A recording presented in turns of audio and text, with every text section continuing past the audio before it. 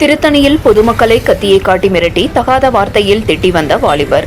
பிடிக்கச் சென்ற காவல்துறை அதிகாரியை கொலை செய்து விடுவேன் என்று மிரட்டிய கஞ்சா போதையில் வாலிபர்.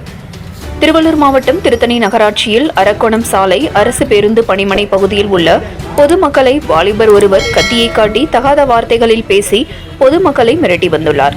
இந்த சம்பவத்தை கேள்விப்பட்டவுடன் திருத்தணி காவல் நிலையத்திலிருந்து சிறப்பு உதவி ஆய்வாளர் வேலு மற்றும் போலீசார் சம்பவ இடத்திற்கு சென்று பொதுமக்களிடம் தகராறில் மிரட்டிக் கொண்டிருந்த கஞ்சா போதையில் இருந்த வாலிபரை பிடிக்க போலீசார் முயற்சி செய்துள்ளனர்.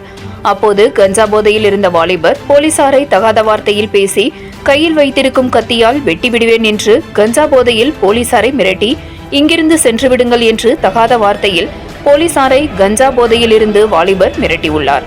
உடனடியாக லாவகமாக போலீசார் அந்த கஞ்சா போதையில் இருந்த வாலிபரை மடக்கி பிடித்து திருத்தணி காவல் நிலையம் அழைத்துச் சென்று வாலிபரை விசாரிக்க வேண்டிய விதமாக போலீசார் விசாரணை மேற்கொண்டனர்.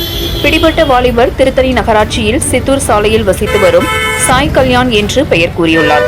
இவன் மீது வழக்கு பதிவு செய்ய போலீசார் பொதுமக்களிடம் புகார் கேட்டபோது பொதுமக்கள் யாரும் புகார் தர முன்வராத காரணத்தினால் திருத்தணி காவல் நிலைய சிறப்பு உதவி ஆய்வாளர் வேலு தன்னை தகாத வார்த்தையில் பேசி கொலை மிரட்டல் விடுத்தது சம்பந்தமாக தன்னை பணி செய்ய விடாமல் மிரட்டியதாகவும் சிறப்பு உதவி ஆய்வாளர் போலீஸ் வேலு கொடுத்த புகாரின் அடிப்படையில் திருத்தணி சட்டம் ஒழுங்கு உதவி ஆய்வாளர் ராக்கி குமாரி புகாரை பெற்றுக்கொண்டு கஞ்சா போதையில் பொதுமக்களையும் போலீசாரையும் மிரட்டிய வாலிபர் சாய் கல்யாண் மீது வழக்கு பதிவு செய்து நீதிபதி முன்பு ஆஜர் செய்து நீதிபதி உத்தரவின் பேரில் சிறையில் அடைத்தனர்.